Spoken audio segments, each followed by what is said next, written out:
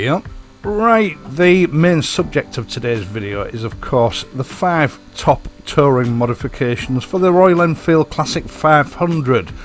But first, Sam at Motone has built a new exhibition bike. A John Player Special inspired Triumph Bonneville Street Twin, featuring a custom paint job and just about every custom part from the Motone catalogue. I'm sure you'll agree that is a very nice looking bike. Now, staying on the subject of Motone Customs, I did promise you that today I would show you a prototype part that Motone have designed for the Interceptor and the Continental GT 650 twins.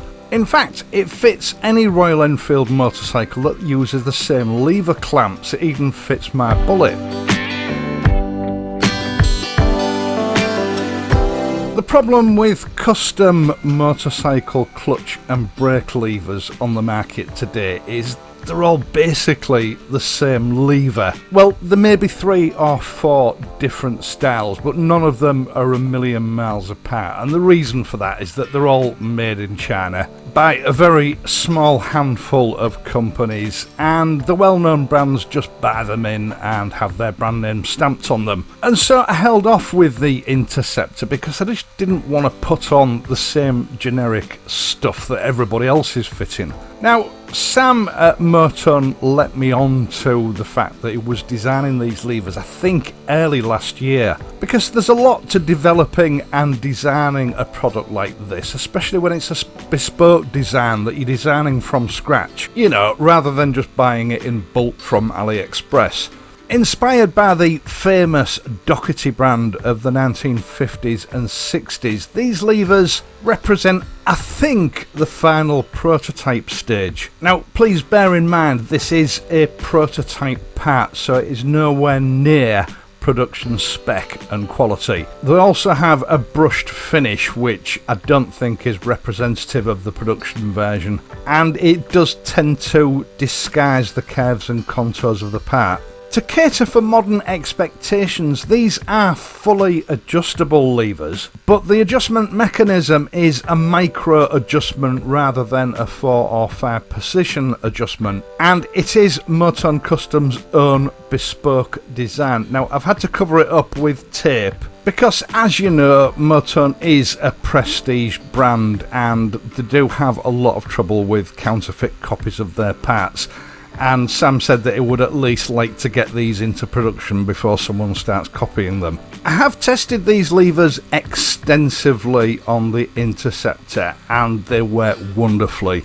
And it's great at last to see a classically styled, stepless micro adjustable lever that doesn't look like something that's been taken from a sports bike and just adapted to fit on a modern classic. I'm not entirely sure whether this will be compatible with the new Meteor, but as soon as I find out, I'll let you know. And rest assured, these levers will get their very own video once they become available. Now, I do also have some prototype rider foot peg assemblies for the Interceptor from Motone Customs. Again, these are multi-adjustable to suit the rider. A very unique piece of engineering, in my opinion. I haven't had time to fit them or try them out as yet, but rest assured I will bring that news to you as soon as I've got it done. Right, let's get on with it. The top 5 touring modifications for the Royal Enfield Classic 500.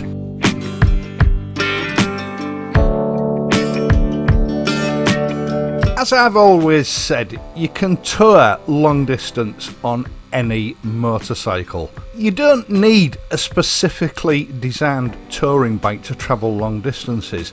I remember once meeting a guy from London in Scotland who'd taken a few weeks off work to travel the entire circumference of the mainland UK on a Honda C90. I remember thinking at the time it was probably the worst conceived expedition I'd ever witnessed. The bike itself was an old bike. It had definitely seen better days, and his luggage consisted of a pair of cheap and flimsy nylon panniers which were clearly designed for a bicycle, held together with black duct tape, and a collection of bin liners and plastic carrier bags strapped to his back seat.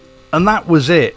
This was a trip that must have been well over 1,200 miles. I both admired that guy and thought he was a little bit mad. And I've no idea whether he actually ever completed the entire trip successfully, but it certainly got halfway round. Now, the Bullet, or the Classic 500, whatever you want to call it, I like to call it the Mule, compared to that Honda C90, is eminently more suited for long distance touring. But just like any other man, I like where I can to make a few modifications that make it just that little bit safer and just that little bit more comfortable.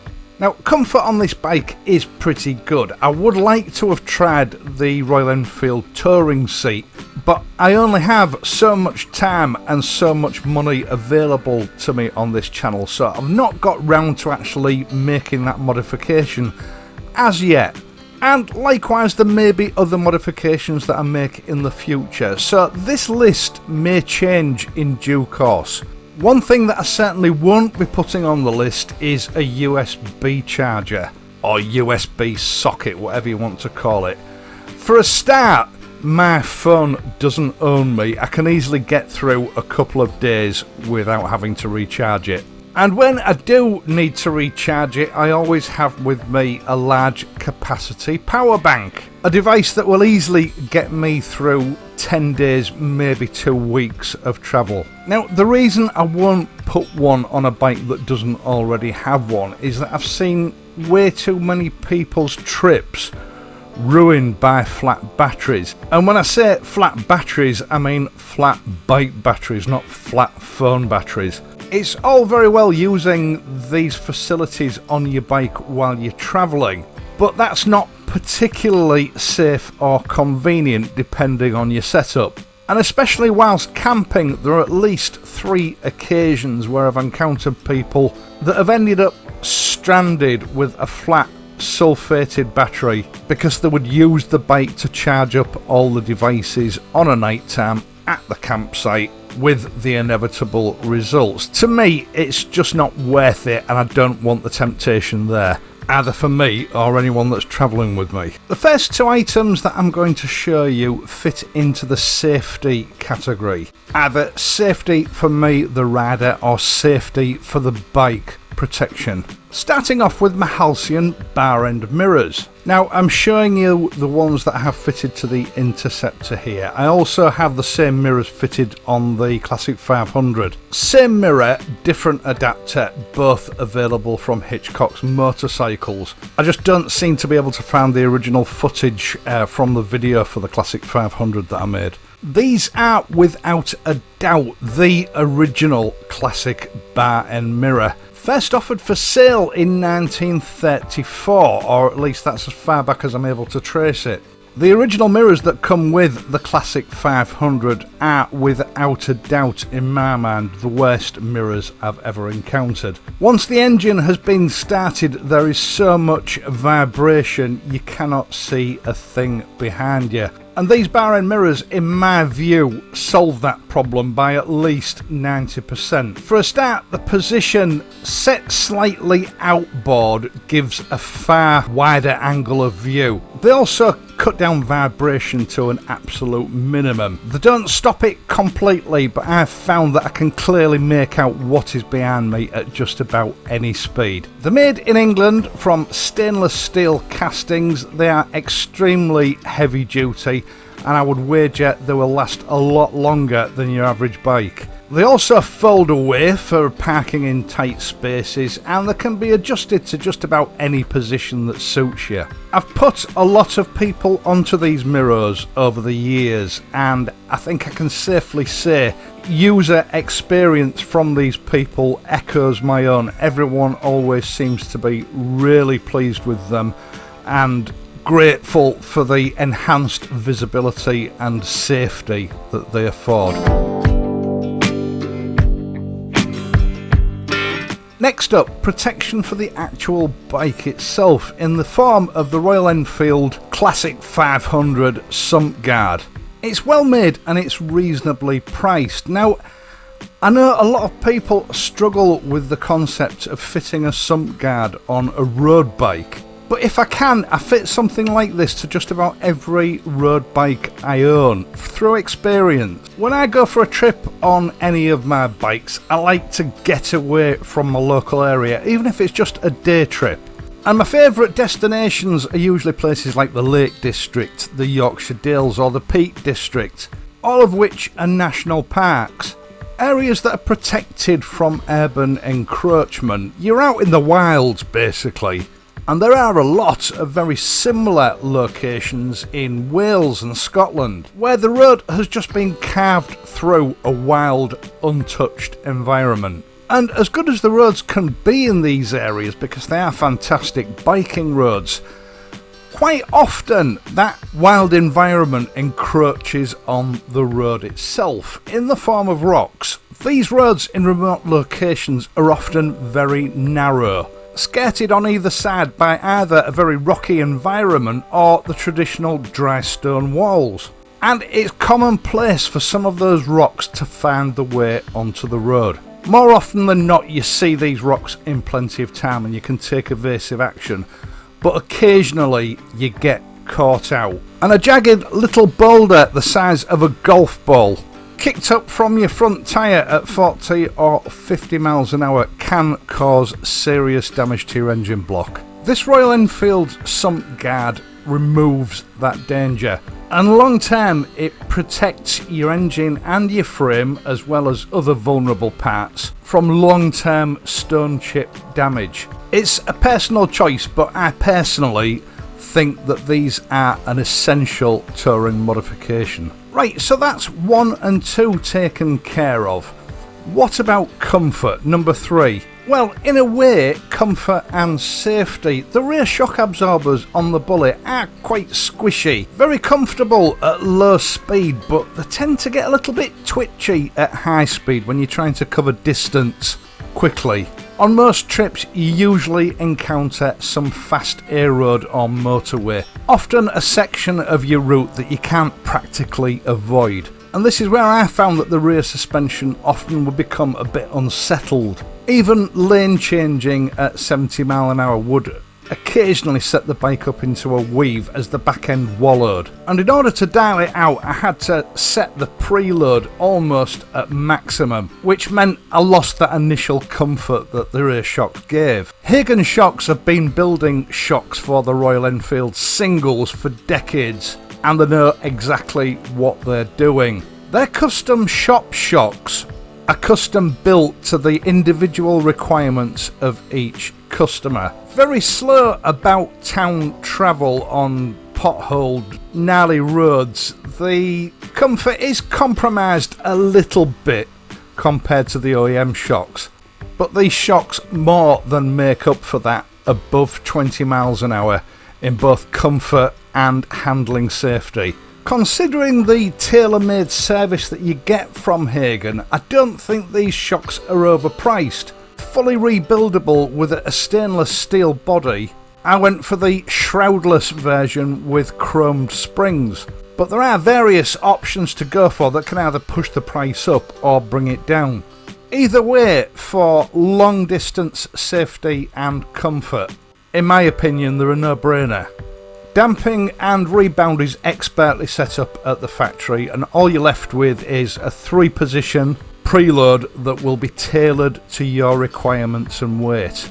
Now, Hagen do need to communicate with you over these shocks if you want to order some, so you can't just order them online. You have to actually physically speak to them either on the phone or by email to be able to give them the necessary information that they require to design a shock absorber that meets the specifications you will require. As with all the products that I'm showing you in this video, I will leave a link to their website where all their contact details are available.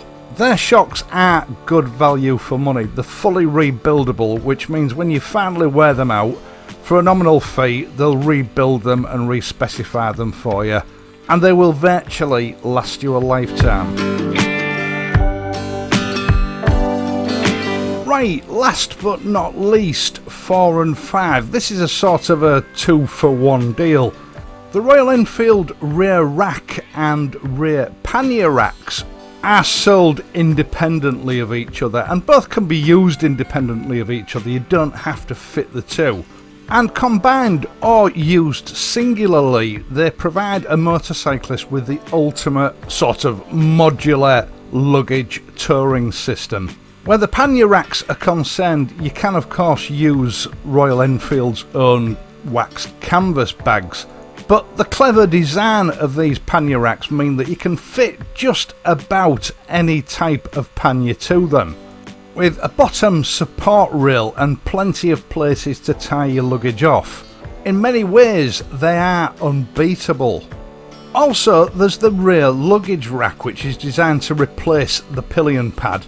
It's very spacious, very strong, and features multiple tie-down points, suitable for securing just about any load. In both cases, these luggage rails are in a lot of ways over-engineered.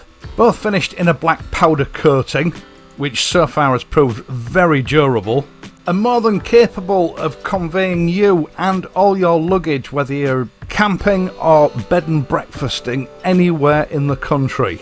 Now, as I've said, this top 5 list is subject to change in due course as my time with the Bullet rolls on. This is just the story so far. I will leave links to Hitchcock's, Royal Enfield, and of course Hagen, so that you can take a look at these items if you're planning a trip anywhere in the future. Once again, thank you so much for watching this video. I know it's run on a little bit, but I really do appreciate the time you put aside for watching my videos. I hope you've enjoyed it and found it useful. If you have, please leave a like, and if you're not a subscriber, please consider subscribing. Then hit the notification bell and ensure that your notifications are enabled so that you can be updated every time I upload a new video.